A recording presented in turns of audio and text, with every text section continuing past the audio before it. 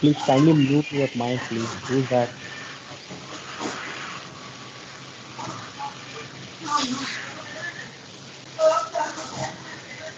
Hello.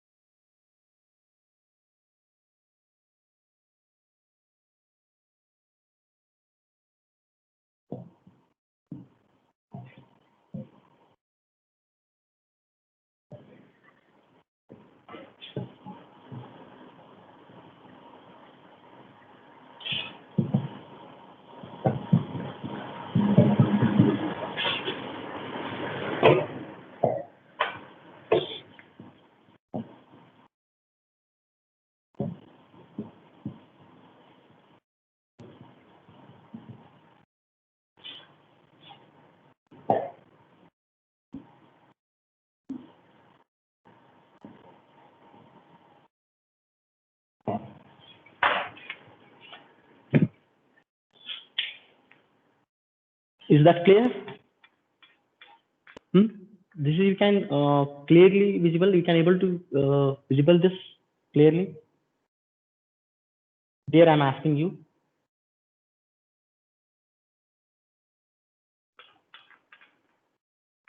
Right? Is it clear or not? Huh? It's clear? Huh? Right?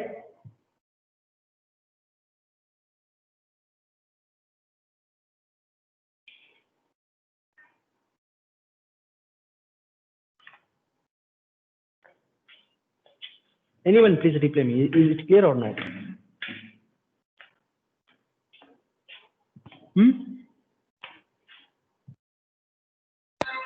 Yes, sir. Yes, okay. Thank you very much. Thank you.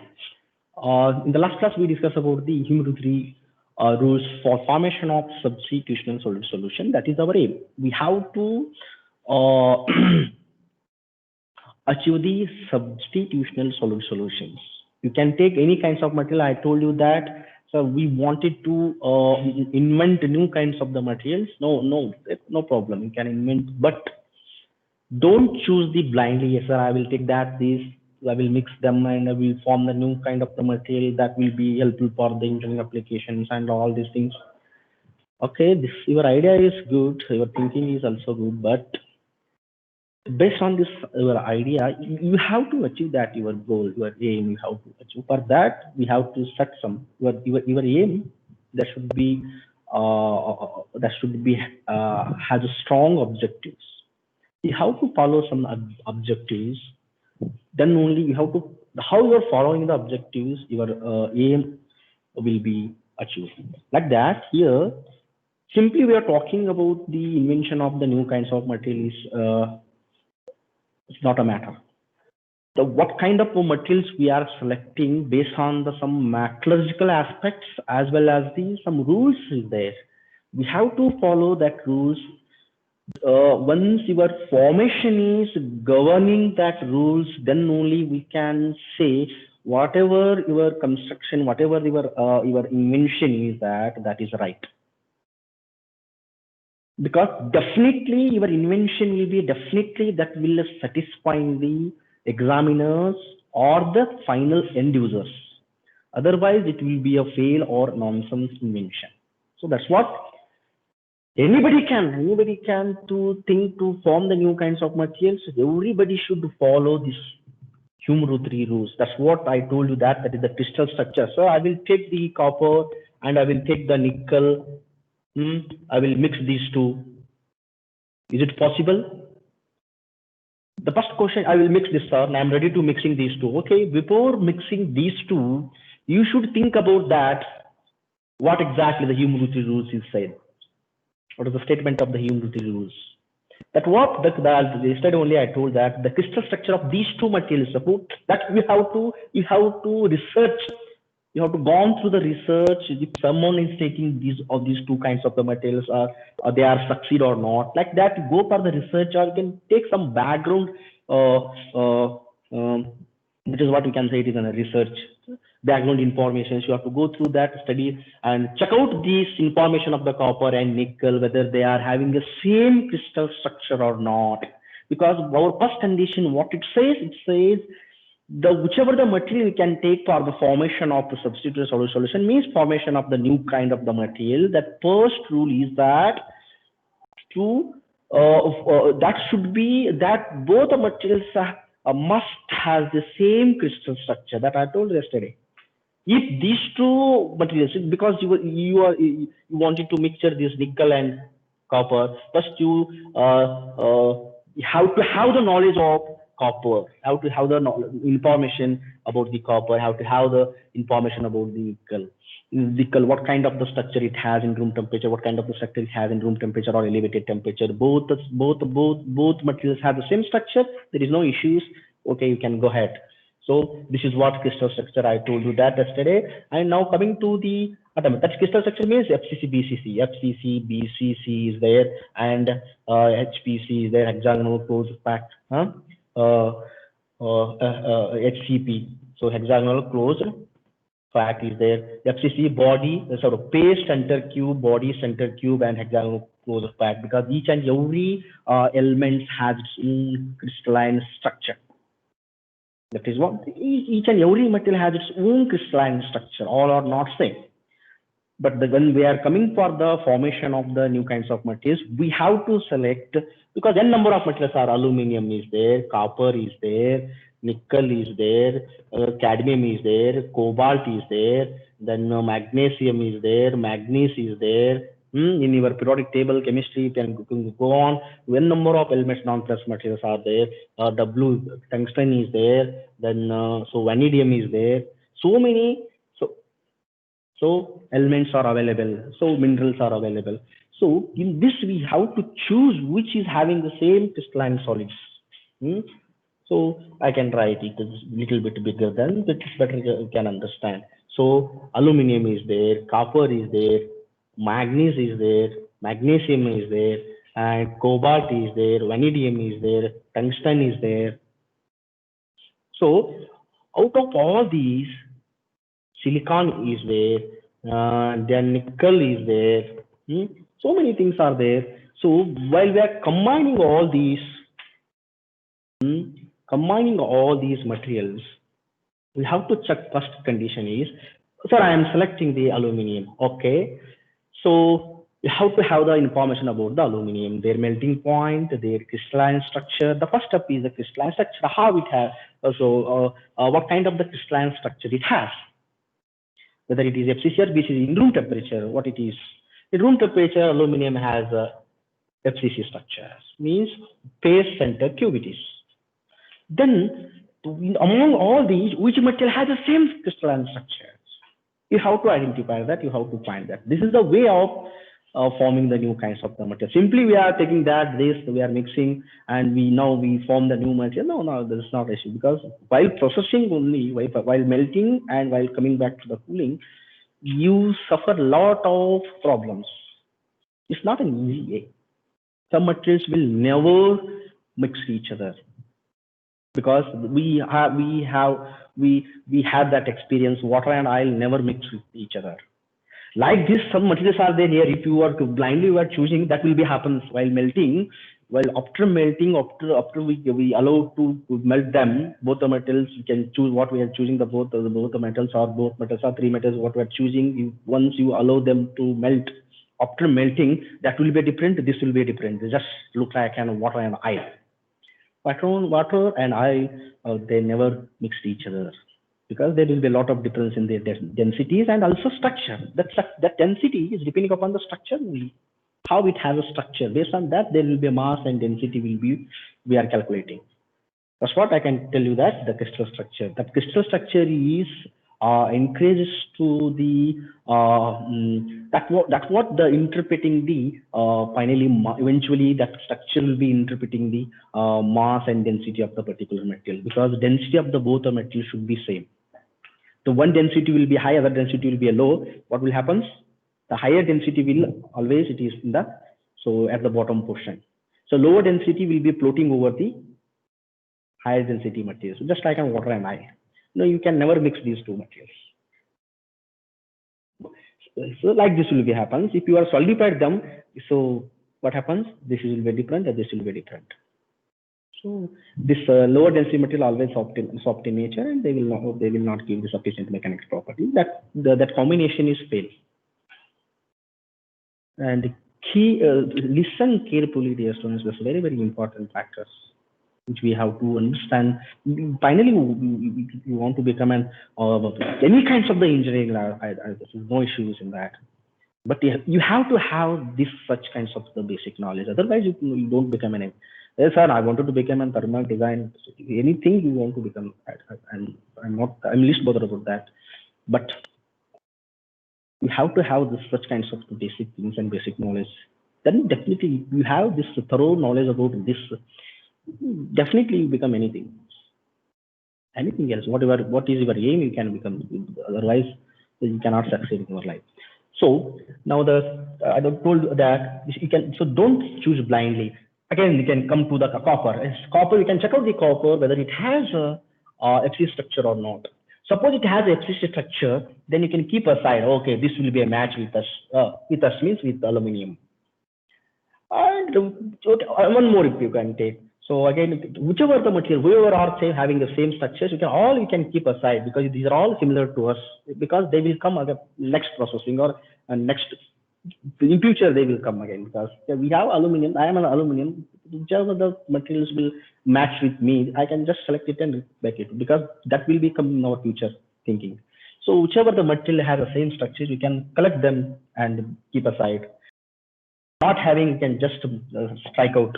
So this will be not like this strike out. If it is right, right. It is not right. Strike right. Strike right. If it is not, you can just strike out. This will not match with ours. Like this, you have to select after selecting, because both has FC structures. The crystalline, what is that? That is your crystal structure is right. So because no crystalline structures of the both the materials has same. So there is no issues in the formation of substituted solution. That's condition 1. I hope you understand this now. Now coming to the second thing, that is atomic radius. Already I explained that atomic radius. So one example I given copper and nickel. I will give you the yesterday. Copper, it has a 1.258, 0.125. This is. All right. So the atomic radius means, again we come to the point that is what I told you, that the nucleation, how you are forming. Always we want a smaller in size. Your atomic radius will be a small. You can expect the more number of atoms should be present in the nuclei. Your atomic radius will be big, a single atomic radius, because the atoms that combine together to form a nuclei combine together to form a crystal growth combine together to form a dendrite combine together to form a final solid structure. But the basic source of the formation of the solid structure is an atom. How your atom will be strong and very small in size. Similarly, with the final structure, eventually we get a perfect structure and strong body or strong material. That's what here, before selecting the materials or before processing, we have to control our parameters to ensure the very small radius. That should be a very small radius, and the suppose first condition is the radius should be small or less or same. First condition, radius should be same of the both of samples. So for example, again you are taking the copper and aluminum and nickel. Here the people are taking aluminum and nickel. So one example here I can take it. Copper and nickel I am taking here. Sorry, aluminum and nickel I am taking here. So aluminum, copper. So copper and nickel I am taking here. So copper has 0.128 atomic radius in the nanometer. No, not it is in the micro, not it is in the macro. It is in nano size. Just you think that, na? Nano size is very very small, very minute particles. How you are selecting that particles? That's like that your material will be very strong. See here the nanometers. nanometers. But the radius of copper is 0.128 and nickel is 0.125 nanometers is there. But there will be a difference in the atomic radius. But the condition is the radius of the both atoms should be same. And should be very fine particles we have to choose. This is what nanometer is, very fine particles, though there will be a difference in the both materials. That's what I told you, that the 15% will be exempted. Difference between the radius. Suppose if you got, so here n number of materials is there now in this, so aluminum, copper, nickel, magnesium, manganese, like this is there. You have to check out the atomic radius of all these kinds of the materials. So if you got the similar diameter or similar radius of the both the materials, what we are choosing, both the materials are having the same atomic radius, there is no problem. The condition second is right. Suppose this is very difficult to get same radius materials, because we want that, but that has a little bit lesser than the, or little bit more than the our base materials. What we should do? Then you can check how much it is differ from the base materials. Suppose if it is less than the 15% or more than the 15%, that is the difference between the radius. It should be, it's more than 15% or less than the 15%. If it is up to the 15% or less than the 15%, okay, no problem. So that will be existed.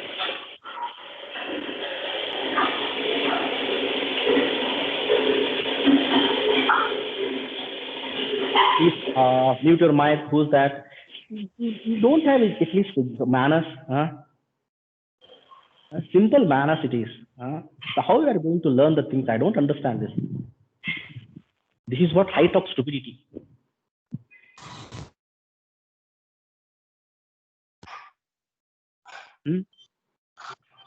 This is the way you are learning the things. So someone is muting, someone is unmuting. So definitely this will be affecting your future. Definitely, already Corona is affecting you. Hello, who's that?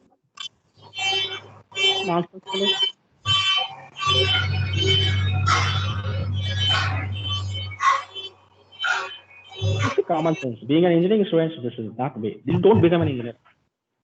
So who's that? Because the engineering people, we have to have that discipline. Without discipline, we cannot achieve anything else.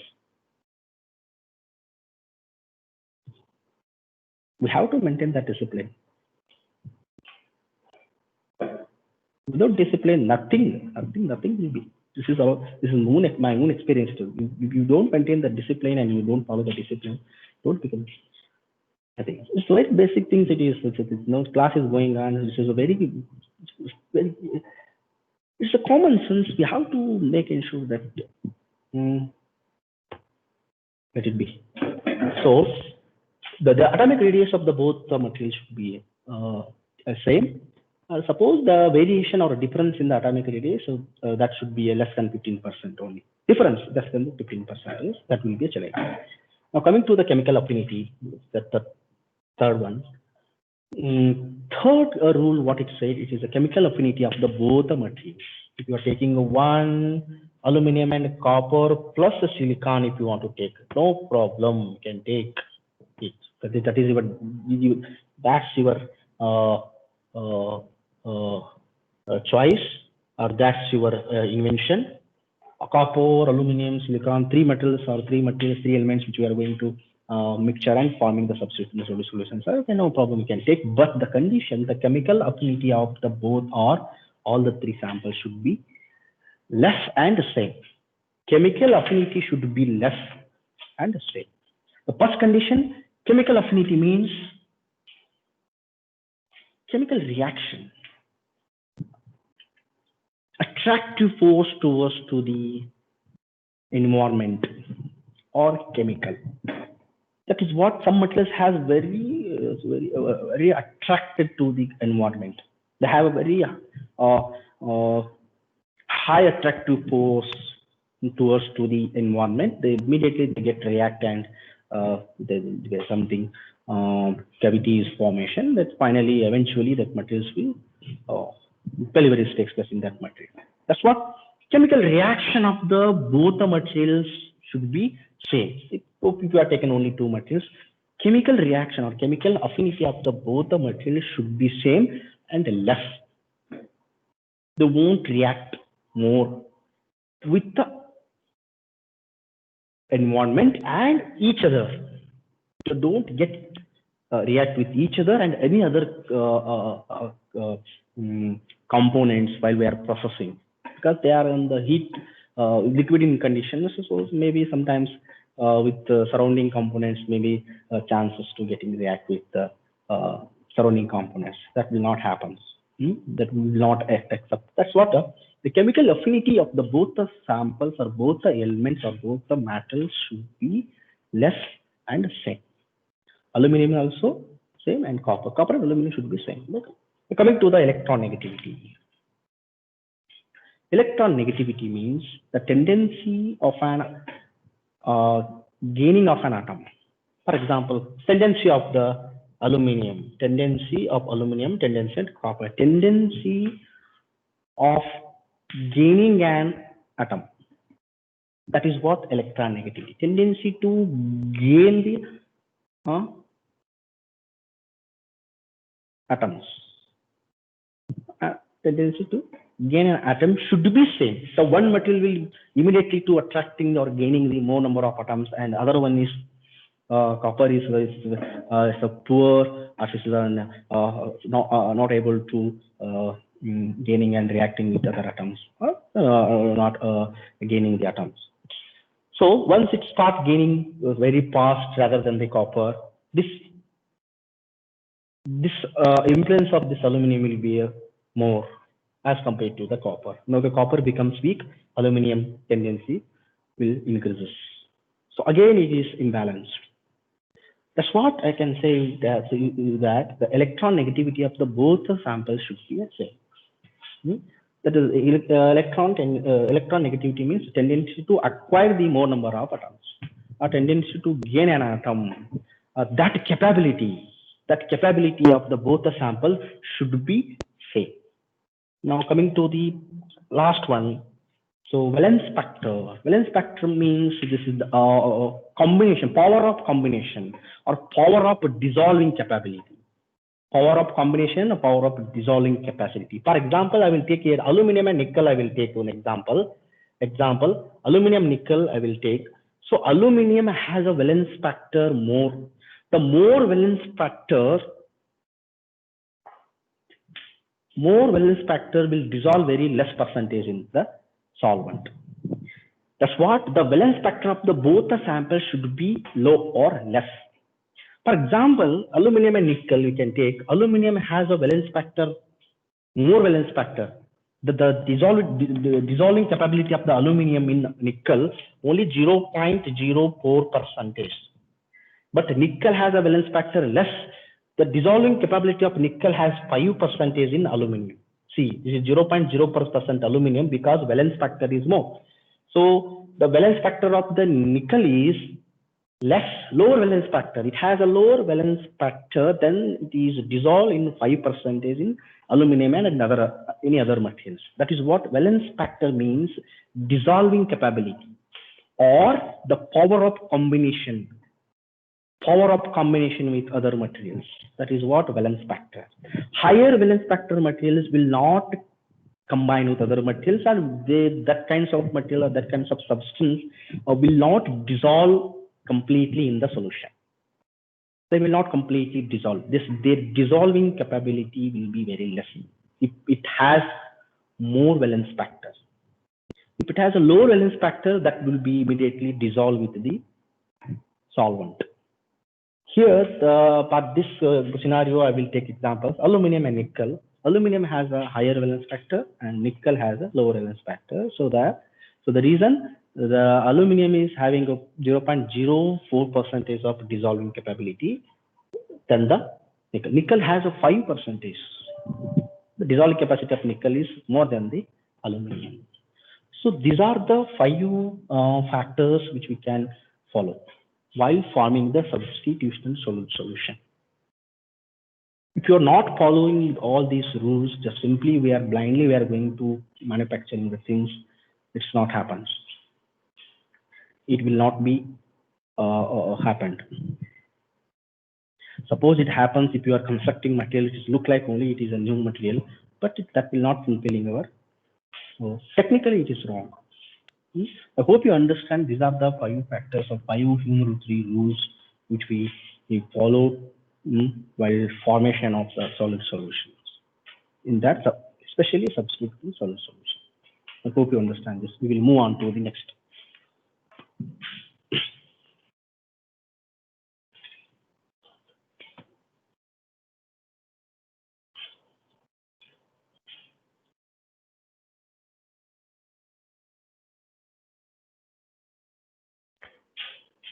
Now, the second topic, three more topics are present in this module. So we'll wind up this module. We'll jump on to the module 3, pre-treatment process. Into 2 to 3 classes we need for completing this. Now coming to the phase diagram.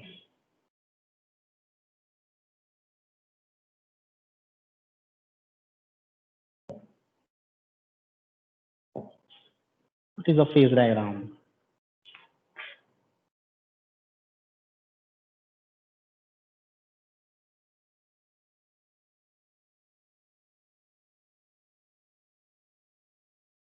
Let me draw this.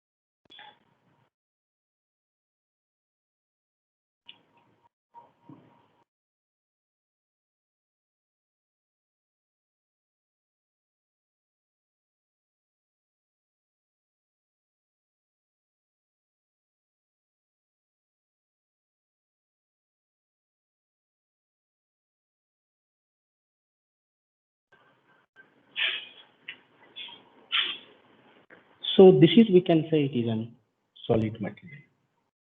Sorry, phase diagram. This is liquid.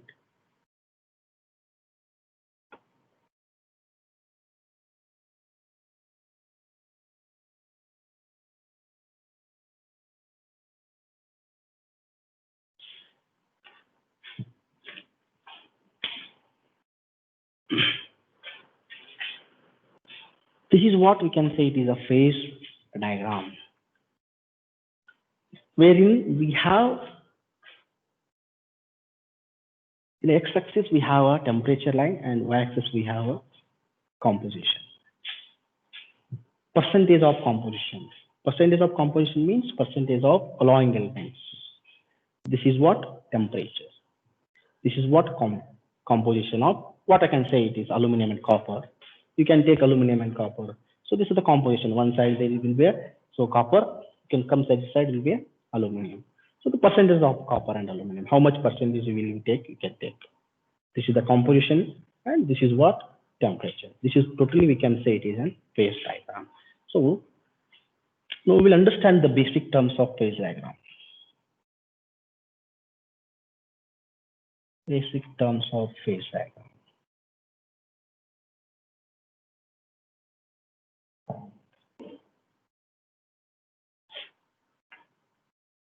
First one, we can system.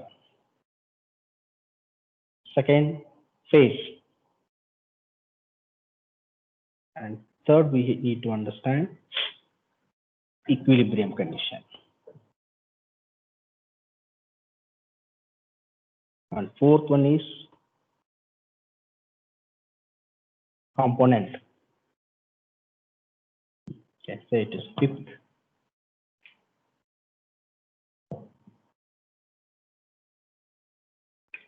melting point,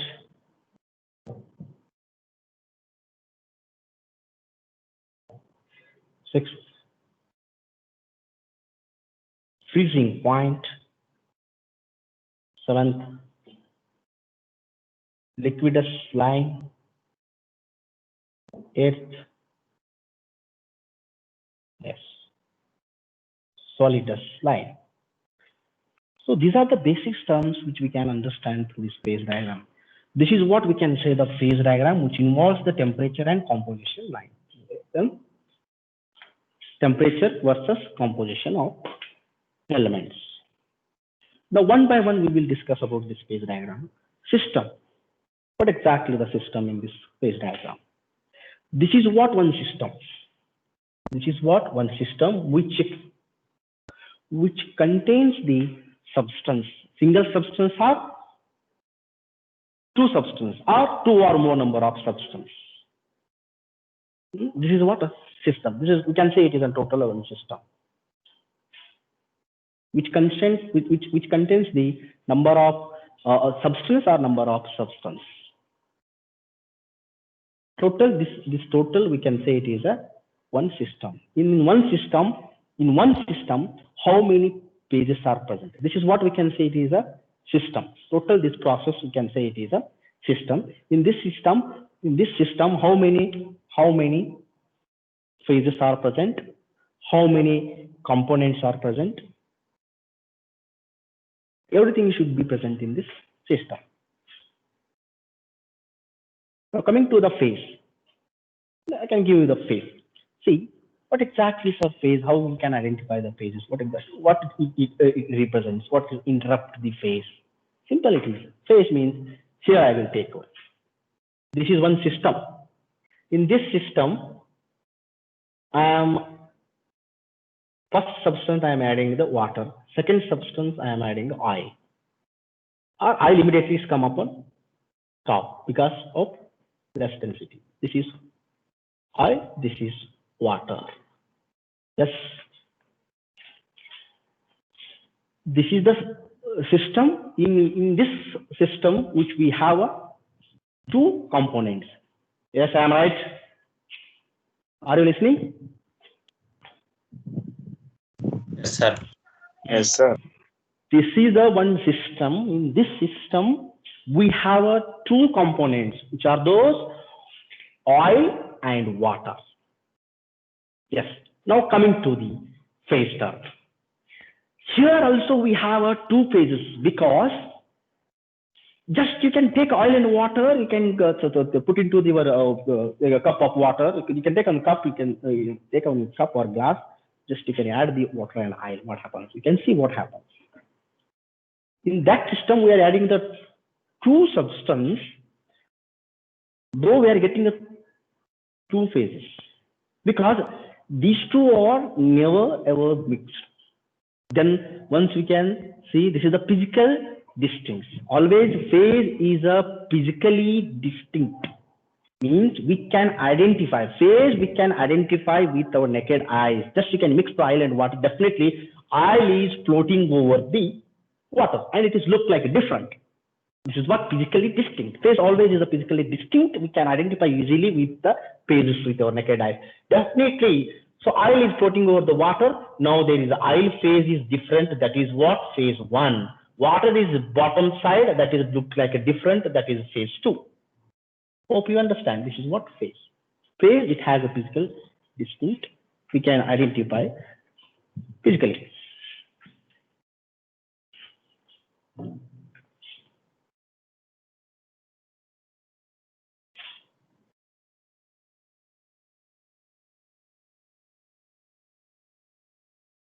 Water and oil.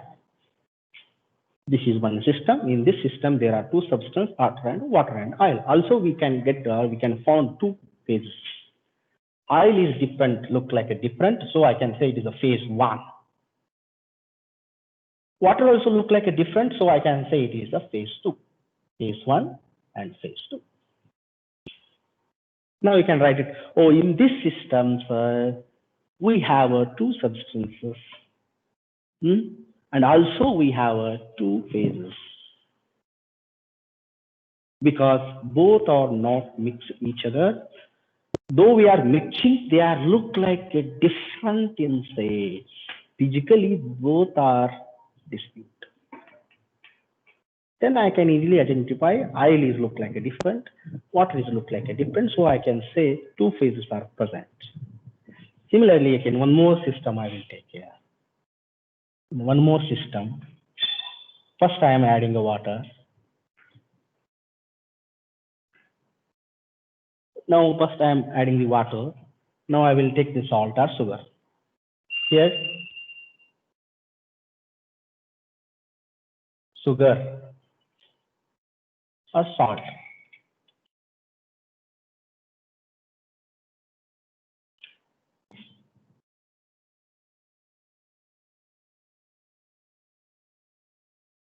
Salt and water. Tell me how many substances present in this system? Huh? 2, right? Right? Yes, sir. Yes. Then how many phases you can identify, you can expect? Unless you are not drinking. Yes. How many pages you can expect? Suppose you can add into the water, or, can I add the salt into the water, or sugar or salt you can add into the water? Unless we are not drinking, we cannot identify the different phases. Say yes or no, yeah? Yes, sir. Yes, na? Unless we are not drinking that, we cannot say it is water. See, look like it is in water. Now what happens? Only one phase. Only one phase. Because it is a water. There is no any just like look like an oil and water, mixture of oil and water. Here I am mixing the salt. Once I drink that, then only can I have, once I drink that, I feel, oh, salt. It's sugar, oh, feel so, oh, there is inside salt is there. Otherwise, it is a one phase.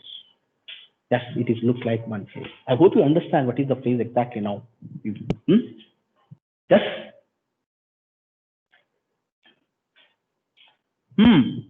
Yes, sir. Yes, na? Yes. That phase should be, so that should be physical distance. Once we can look at that, we have to identify that. Oil and water, we can identify the two different shades. Oil always floating over the water. Water is at the bottom side, there will be water, and look like also it is immediately once we look at that, we can understand that there is a two materials are there. In salt mixture water and sugar mixture water, unless we are not drinking, we cannot identify that. That is what in this system we have a two substance, but we get only one phase. But in this system we have a two substance, we get two phases. This is very, very important while mixing your aluminum and copper, aluminum and other materials. We want like this. Then only this is our mixture. If you got like this, I hope you understand this system. What it is exactly, which we can call it as a system that you have understand, I think, and what phase, what we can call it as a phase, that also we understand, I hope, and equilibrium. What is the time? Yes, sorry, okay, time.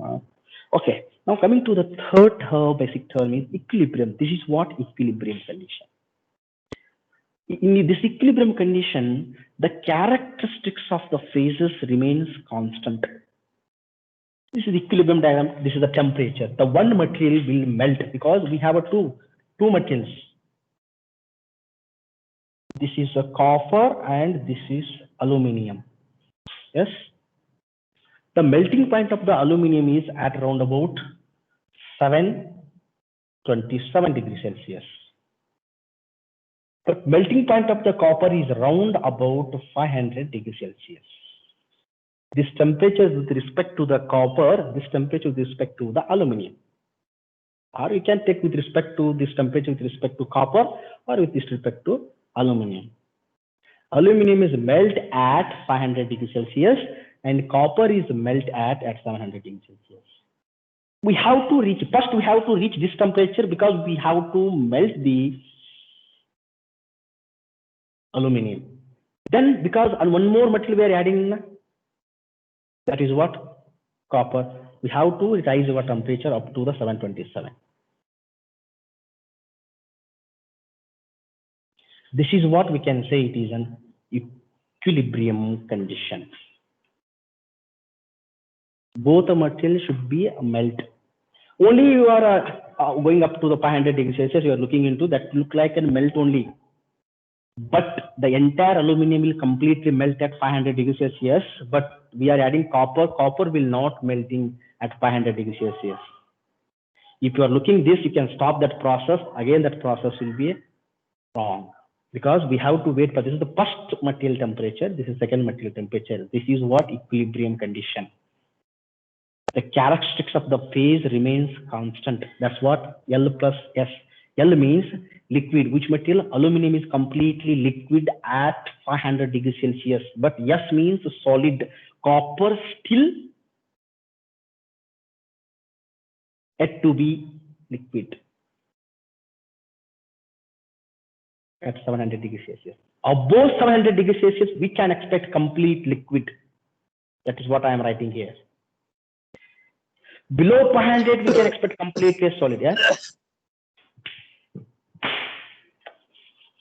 Yes, your sir is waiting. Our BTT sir is waiting. So again, we will take this tomorrow. Now I will leave the meeting. I hope you understand at least the phase and system equilibrium diagram. Tomorrow we will continue this topic. Now I will wind up this class. Okay, thank you. Yes, sir. Thank you, sir.